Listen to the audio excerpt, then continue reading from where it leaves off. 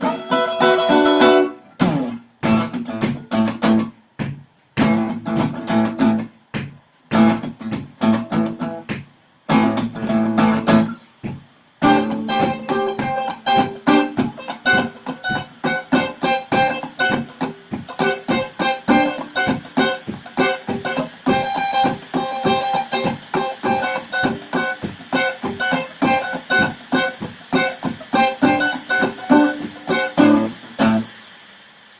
everyone, happy Saturday. Welcome to, I think this is our 9th free beginner guitar lesson. So for anyone that's on, or anyone that is able to watch this video later, hopefully you get more information out of it that you can use as you continue your journey on the guitar. So that, what I was just playing before that, that whole, I'm sure you recognize that. As a Prince song that we all know, called Kiss. It's one of the iconic intros, but that's not what we're going to do today. I just was doing that for a little bit of fun. I think what I want to do is kind of update what we were talking about last week. We introduced the whole notion of the suspended chord, right? And I think in my explanation of it, I might have confused things a little bit. So I just wanted to clarify a little bit around that. Okay, so when you're playing this idea of a chord suspension, right, it's based on a chord which is kind of what they call the odd tones of the scale. And so remember, a scale had 7 notes in it, and the 8th note, the repeat of it, was called the octave, but the originating note, the first note, is called the root. And so when you take a suspension, all you're doing is, for a chord, the chord notes typically are 1, 3, and 5, or 1, 3, 5, and 7. And so if you were thinking in the key of C, when you're going C, D, E, F, G, A, B, C, because remember the musical alphabet was just, let me just take a step back. The musical alphabet is A, B, C, D, E, F, G, and then back to A again. So it's this cycle, right? But if you start at any of those notes, then you're always going to return to that note that you started on. So if we start at C, C, D, E, F, G, A, B, C, then C being the first note that we start on, the lowest note, that would be the tonic. And in a chord, it typically be like maybe the lowest note of the chord, we'd call that the root. And so what I want to be able to do is just show you that idea of suspension again, and what we're going to be doing to be able to create that suspension. So let's take, like for example, we played a G major chord using this form, right? And so if we take that, the lowest note here, the G note, and I put my pinky down a fret, 2 frets above it. So right now my 3rd finger is on the 4th string on the 5th fret, but if I put my pinky down on the 7th fret, then that's going to give us what they call a suspension. And it's really taking the root note, the lowest note of that chord, and moving it up 1 step to the 2nd. So the root goes to the 2nd, and you get this sound. Okay, so, and it turns into this. Okay, and this is what I was telling you in last week's lesson. It has that characteristic sound where it's a little bit nebulous. It's very open sounding. It could be a major chord, and it could almost be used in a dominant context too. It can fit in a lot of places, right? So that's one way of doing the suspension. And the other way that I showed you of doing the suspension was taking the 3rd, right, which is in the key of G, G, A, B, taking that note and moving it up a step, and that is, or a half step actually in this case. And so the way that would look is, instead of playing the suspension this way, you're going to play the suspension like this, and you're just going to put your pinky down so you got your 2nd finger on the 3rd string on the 4th fret. You're going to put your pinky down on the 5th fret, so right in front of that 2nd finger, and it's going to sound like this. Okay, so it's another way of playing the suspension. So this is when you're suspending you have a suspended 4th here, and then here you have a suspended 2nd. Okay, and when I was talking last week about what we call a major 9, that's another way of looking at this. But when you look at it as a 9, you're actually playing out of that octave that I was talking about before. So in this case, a true 9 added onto this chord, because it's G, B, D, and then G again, right? So here's the root, there's the octave, and up a fret from that gives you the A, and that's the 9. So 1, right? So G, A, B, so G, A, B, C, D, or actually G, A, yeah. So if you're going through that, G, A, B, C, D, F, G, and I'm actually not spelling out the scale correctly, but I'm getting us back just to show you where the octave is, right? So G, A, B, C, D, E, F, right? And that's the 7th note, and then G is the 8th note, right? And so when you go to that next note, right, when you're taking the G and you're moving it up a step to get that suspension, right, which we did here, and we moved it up a step. But if you do it here, right, so hopefully you can hear that. It's the same thing, except an octave apart, and this is how you get a true 9 chord. Okay? Okay? So what I want you to do, though, is be able to play those suspensions through those movable chord forms that I showed you. So let's do it with a G chord, for example, right? So we're going to do it here with a G, and I showed you how to suspend this way. And another way of just thinking about this is just simply the mechanics of it. You just take your pinky and put it down here on the lowest note, up 2 frets, and then to play the other suspension, it's this, okay? And I see a note from my cousin Lena. Hi Lena, thank you. So the other way of playing the suspension is like this, okay? So you have 2 ways of playing the suspension. Okay? So now we have another way of playing that G chord, right? Which was this, right here, okay? And so what we want to do is do the same thing where we're moving those 2 notes, right? So we knew that we could move the G up a fret, and we have to finger it a little bit differently. So now what's going to happen is this form is going to look like this, okay?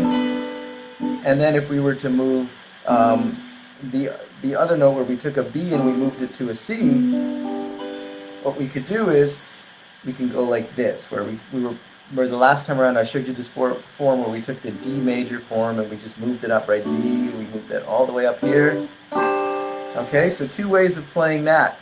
Okay, so you got this or this, which you can also play what I'm doing right here, where I barred a couple of notes. Okay, to give you that sound. Okay, now. So that was the second form of a G. Let's try another form of a G and see what happens. Okay, so we know that we can move the note G up.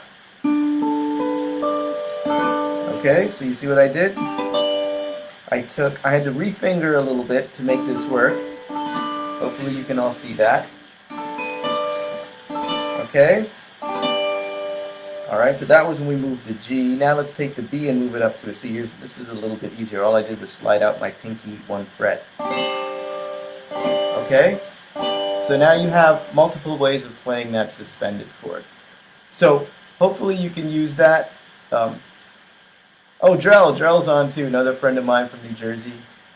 How are you, Drell? Hope you're doing well. Oh, by the way, let me introduce everybody to our dog here. She's not dead.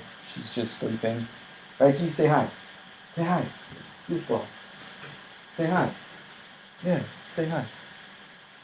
Oh, sorry. I think I disturbed her. She's not looking very happy. She looks kind of annoyed that I did that. Okay. Anyways, so we got this suspended chord. And now what I want you to do is take these chords, right? And the idea is I want you to be able to get more out of the chord than just the chord, you know, or this, okay? And, or what we did here, which is great and fine, but what I want you to do is always try and make it a little bit musical, but also do it for the purpose of strengthening your hand, right? So another thing that you can do here is on these different chords is try and play other notes that you can reach with other fingers that you aren't using. So for example, right, we played this G chord, right? Right? That was a suspension, then here's another suspension. right? Well, try it with other notes. And look, I'm going to try what falls most easily. I'm going to take my pinky, put it down on the 5th fret on the 2nd string, and I'm going to get this. And that's called a major 6th chord, but let's not worry about that. Just do it for the sound and for the ability of getting your fingers down. So, a thing that you can practice is, you play the chord, then you play, then, right, where I just put my pinky down on the 2nd string. Now I'm going to take that pinky, that 4th finger, and I'm going to put it on the 5th string, and that's going to give me that major 9 chord that I showed you before. So,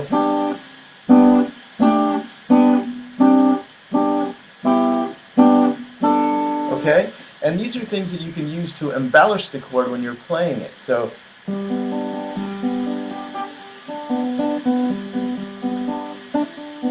or, you could be playing chords this way.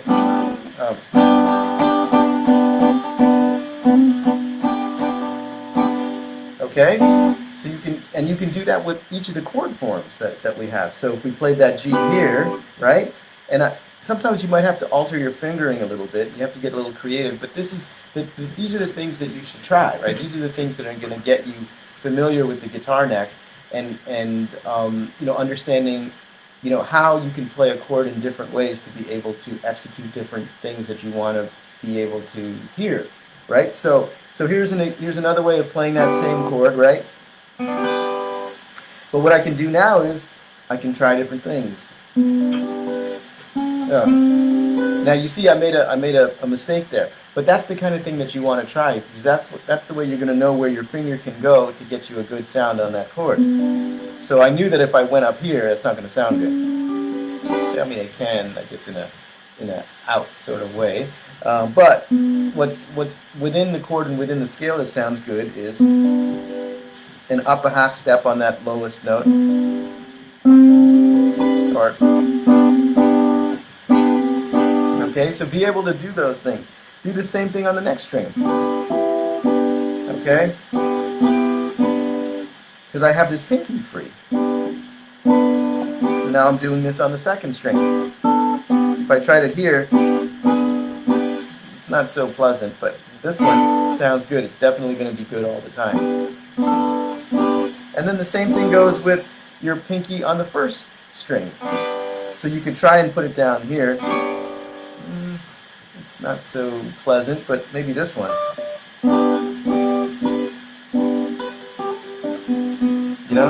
Those are common things that you'll hear guitar players do, okay?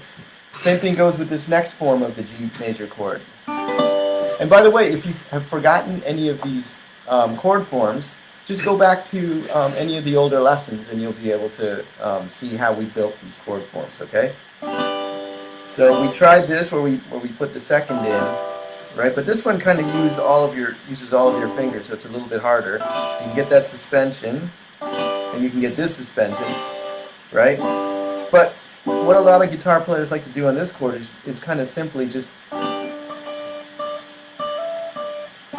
So I'm taking that 1st string, and what I'm doing is I'm doing something called a hammer-on. I'm taking my pinky and I'm pushing it down using the tip, but pushing it down like a hammer.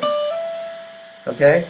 And then when I take my finger off, I slide it off by sliding down.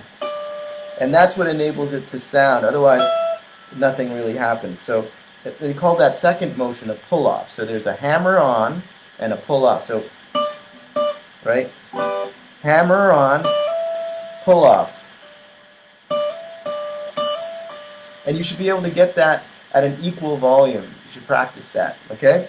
So there's 3 chord types that you can, 3 chord types where you can move the notes, or actually I shouldn't say move the notes. You can add notes. You can embellish the notes a little bit to give it a little bit more flair, a little bit more character.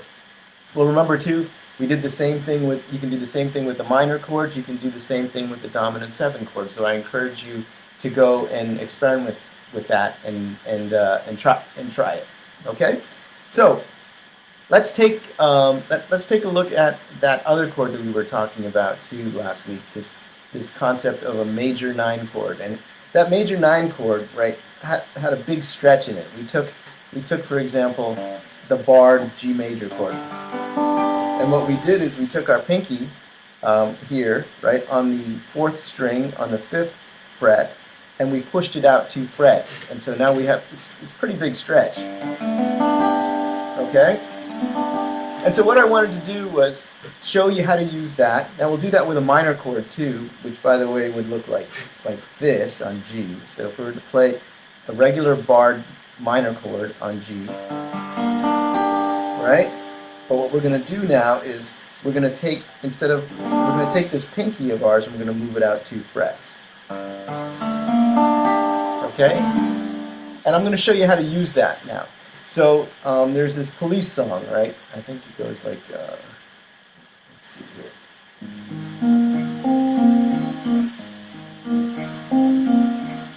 Okay? And then it goes down to, so that was a major 9 chord, and then it goes down to this.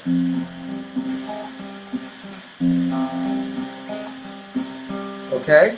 And then it goes to a suspended chord, right?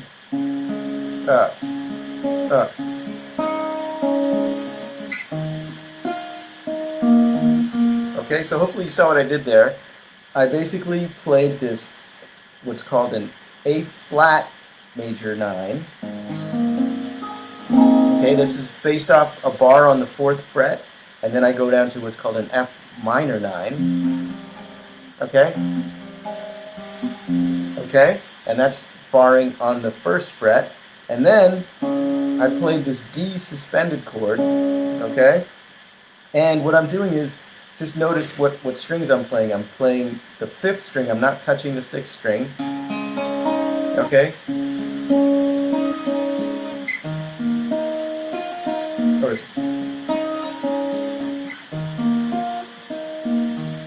And you can figure out the picking pattern on your own by listening to the song. But that's the basic chords. Okay? And then it goes back to this A flat.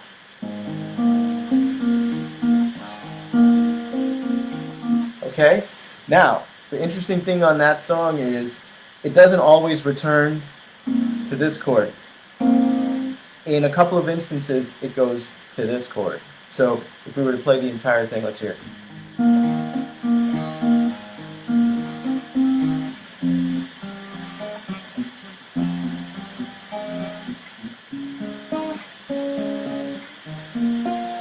And the first time it goes back to this. And then it does it again, right?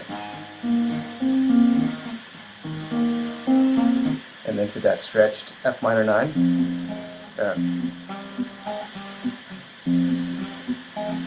And then to the suspended chord, which is the D flat. And then this time it goes back to that F minor 9 chord.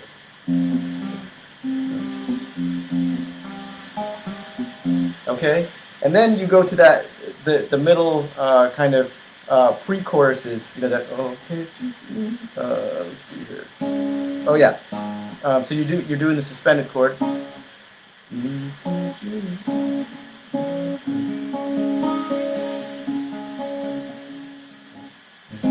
Yeah, so it goes from the D flat suspended, and then to this.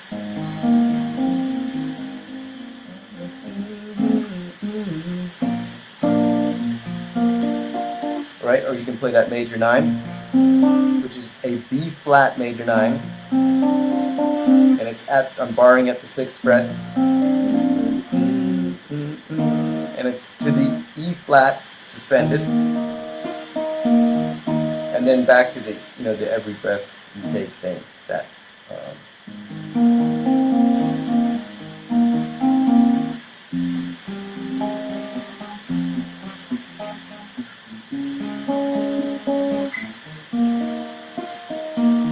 And then to that. And then it goes into the real chorus, right, which is that.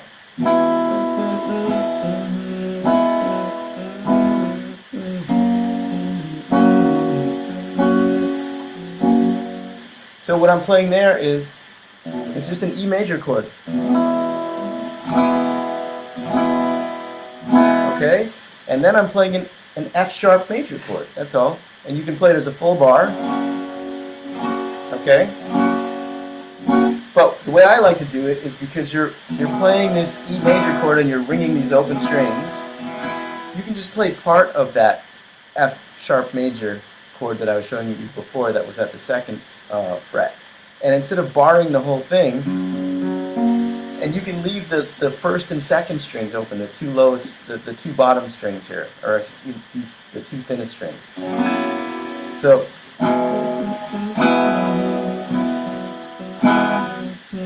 and then,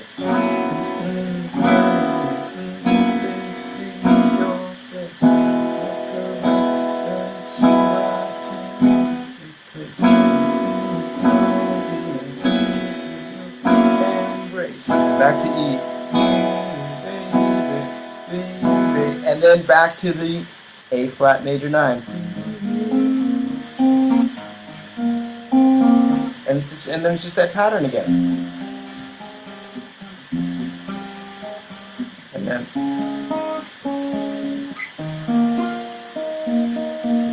okay, and then okay. And so that's a great song to use to get those finger stretches happening. So it works your hand, but it also works those chords that we were talking about, those suspended chords, and it works those major 9 chords. So listen to that song, play along with that song. Maybe at first you're not going to be able to get the picking pattern, but listen to it and try different combinations, and you'll get there. You might not even be able to play that pattern with the song, so at first just get the chords, right, and play with the song,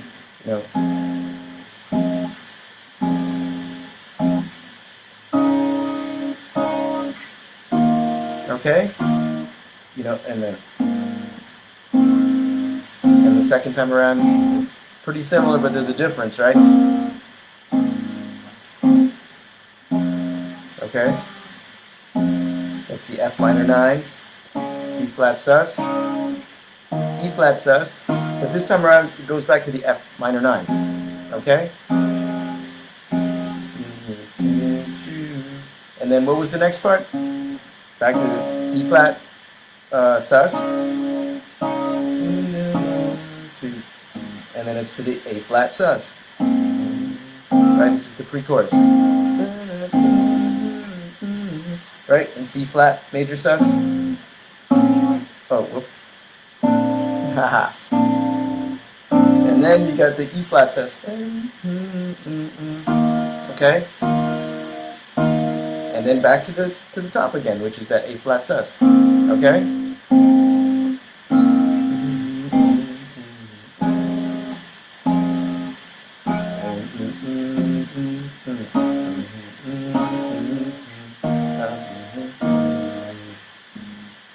Oh, sorry, to the F minor 9. Okay? And then it goes to the real chorus. And then the E major chord.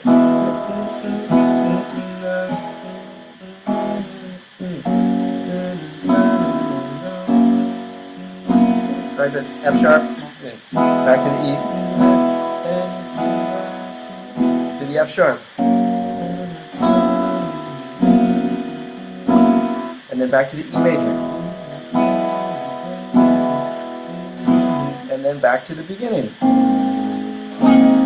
Okay?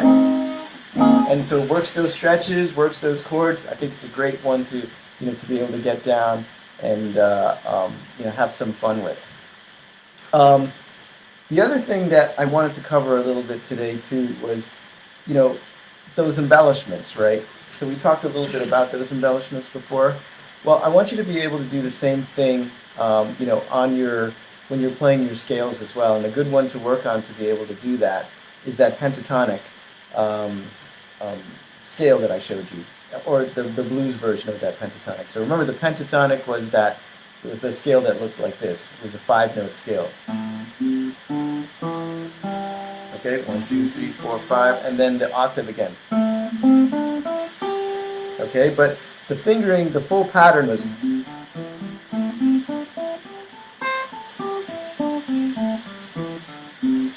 Okay, but what I want you to be able to do is do those hammer-ons and pull-offs, right? And be able to, go like this, and be able to have it last. So,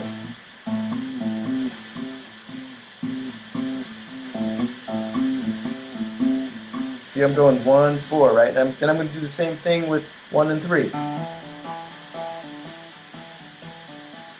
And then the 1, 3 on the 4th. So that was on the 5th string, on the 4th string.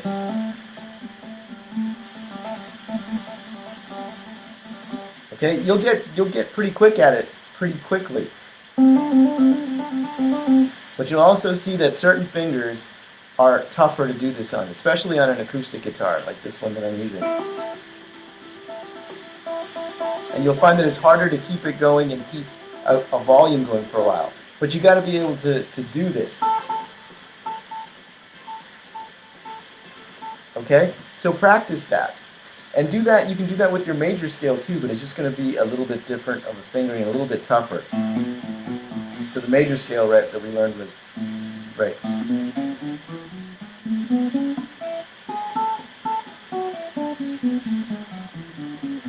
Alright, so,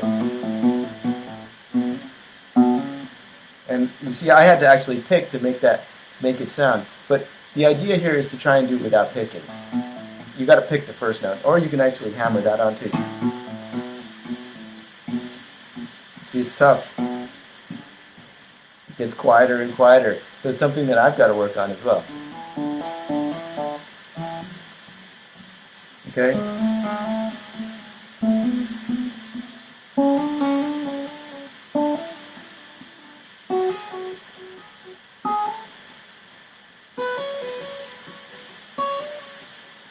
Okay?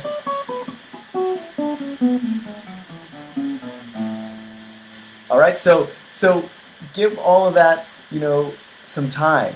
It may not happen right away. Start slow, even start very softly.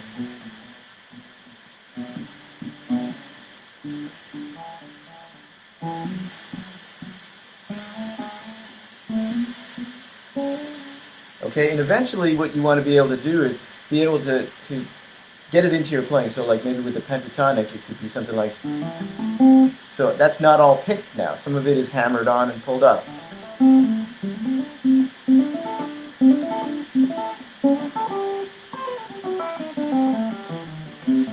Okay?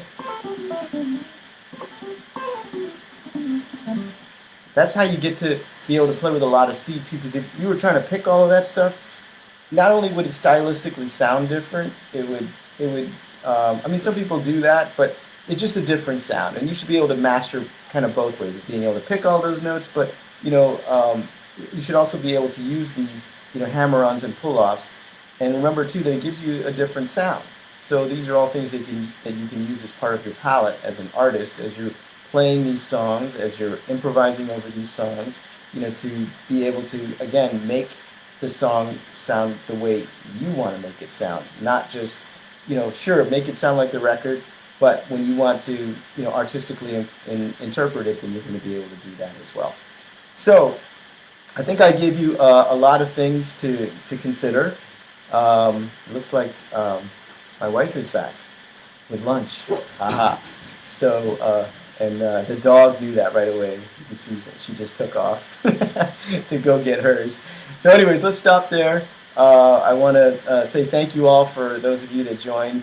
It's good to see some friends, some old friends of mine, some family on there too, so appreciate that. And yeah, oh, look at that.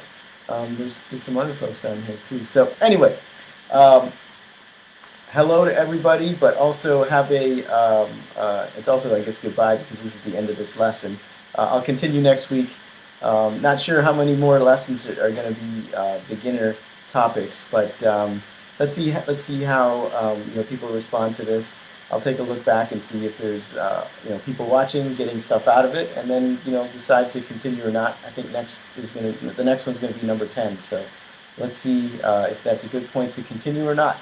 Anyway, have a great Memorial Day weekend. Yeah, it's Memorial Day, and it's kind of funny the way all the days are running into each other now, especially with the quarantine. So just be safe. Work on all this stuff. If you've got any questions, remember you can look a lot of this up on the internet. It's already there, but you can always reach out to me, shoot me an email, send me a text, Facebook Messenger. There's a lot of ways you can get a hold of me. And as always, if you've got videos of yourself doing it, you got questions, or feel free to send them to me. I'm happy to check them out and answer anybody's questions. Okay, thank you all.